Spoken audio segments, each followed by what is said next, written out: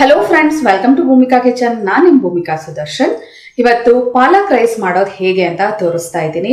ಎಷ್ಟೊಂದು ವೆರೈಟಿ ಪಾಲಕ್ ರೈಸು ಜೊತೆಗೆ ಪಾಲಕ್ ಪಲಾವು ಇವೆಲ್ಲ ಮಾಡಿದ್ದೀನಿ. ಆದರೆ ಇವತ್ತು ಮಾಡ್ತಾ ಇರೋದು ಇನ್ಸ್ಟೆಂಟ್ ಆಗಿ ತುಂಬ ಬೇಗ ಮಾಡೋ ಅಂಥದ್ದು. ಈ ಗೊಜ್ಜೊಂದು ರೆಡಿ ಮಾಡಿ ಇಟ್ಕೊಂಡ್ಬಿಟ್ರೆ ನೀವು ಯಾವಾಗ ಬೇಕಾದರೂ ರೈಸ್ಗೆ ಇದನ್ನು ಕಲಿಸ್ಬಿಟ್ಟು ನೀವು ಕೊಡ್ಬೋದು. ಬನ್ನಿ ಮಾಡೋದು ಹೇಗೆ ಅಂತ ತೋರಿಸ್ತೀನಿ. ಮಿಕ್ಸರ್ ಜಾರ್ ಒಳಗಡೆ ಒಂದು ಈರುಳ್ಳಿ, ಬೆಳ್ಳುಳ್ಳಿ ಒಂದು 10 ರಿಂದ 15 ಎಸ್ಳು, ಹಸಿಮೆಣಸಿನ್ಕಾಯಿ ಖಾರಕ್ಕೆ ತಕ್ಕಷ್ಟು 5 ರಿಂದ 6, ಕೊತ್ತಂಬರಿ ಸೊಪ್ಪು ಒಂದು 2 ರಿಂದ 3 ಟೇಬಲ್ ಸ್ಪೂನ್ ಕಟ್ ಮಾಡ್ಕೊಂಡಿರೋದು. ಇದಕ್ಕೆ ಒಂಚೂರು ನೀರು ಹಾಕ್ಕೊಂಡು ನುಣ್ಣಗೆ ರುಬ್ಕೊಳ್ತೀನಿ.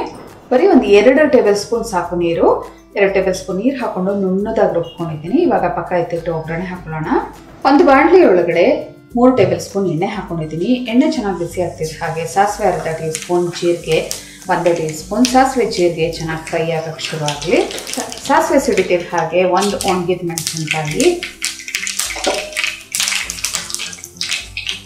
ಒಂದು ಅರ್ಧ ಈರುಳ್ಳಿ ಸಣ್ಣದಾಗಿ ಇಟ್ಕೊಂಡಿರೋದು,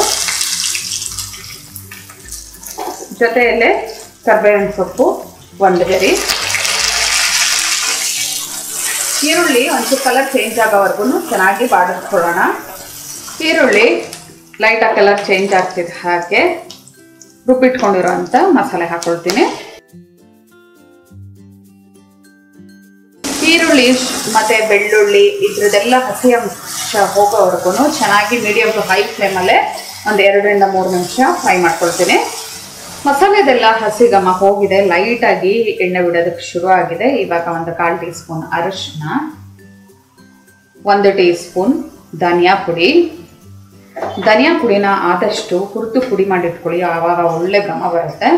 ಇವಾಗ ಇದನ್ನು ಮಿಕ್ಸ್ ಮಾಡ್ಕೊಳ್ತೀನಿ. ಒಂದು 10 ರಿಂದ 15 ಸೆಕೆಂಡ್ ಮಿಕ್ಸ್ ಮಾಡಿಕೊಂಡ್ರೆ ಸಾಕು. ನೋಡಿ, ಹಿಂಗೆ ತಳ ಬಿಡೋಕ್ಕೆ ಶುರು ಆಗಬೇಕು. ಇವಾಗ ಮೇನ್ ಇಂಗ್ರೀಡಿಯೆಂಟ್ ಪಾಲಕ್ ಸೊಪ್ಪು ಹಾಕೊಳ್ಳೋಣ. ಚಿಕ್ಕ ಕಟ್ಟು 1 ಕಟ್ಟು ಪಾಲಕ್ ತೊಗೊಂಡಿದ್ದೀನಿ. ಹಿಡಿ ಲೆಕ್ಕದಲ್ಲಿ ಹೇಳಬೇಕು ಅಂತ ಅಂದರೆ 1.5 ಹಿಡಿ ಅಥವಾ 2 ಹಿಡಿ ಬಂದಿದೆ. ಇದನ್ನು ಹೈ ಫ್ಲೇಮಲ್ಲಿ 1 ನಿಮಿಷ ಫ್ರೈ ಮಾಡ್ಕೊಳ್ತೀನಿ.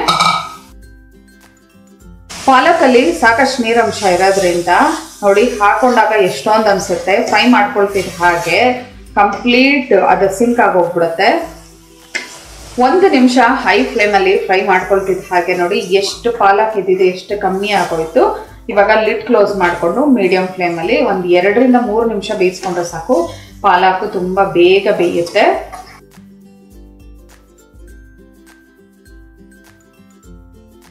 ಒಂದು 2 ನಿಮಿಷ ಮೀಡಿಯಂ ಫ್ಲೇಮಲ್ಲಿ ಬೇಯಿಸ್ಕೊಂಡಿದ್ದೀನಿ. ನೋಡಿ, ಕಂಪ್ಲೀಟಾಗಿ ಸಾಫ್ಟಾಗಿ ಬೆಂದಿದೆ ಪಾಲಕ್ಕು.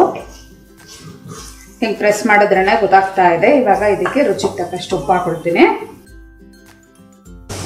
ಉಪ್ಪು ಹಾಕ್ಕೊಂಡು ಮಸಾಲ ಎಲ್ಲ ಚೆನ್ನಾಗಿ ಮಿಕ್ಸ್ ಮಾಡ್ಕೊಳ್ತೀನಿ. ಉಪ್ಪು ಹಾಕ್ಕೊಂಡು ಎಲ್ಲ ಚೆನ್ನಾಗಿ ಮಿಕ್ಸ್ ಮಾಡಿಕೊಂಡು 1 ನಿಮಿಷ ಇದನ್ನು ಚೆನ್ನಾಗಿ ಬಾಡಿಸ್ಕೊಂಡಿದ್ದೀನಿ. ಅದರಲ್ಲಿರೋವಂಥ ನೀರಂಶ ಎಲ್ಲ ಕಮ್ಮಿ ಆಗಿದೆ ನೋಡಿ.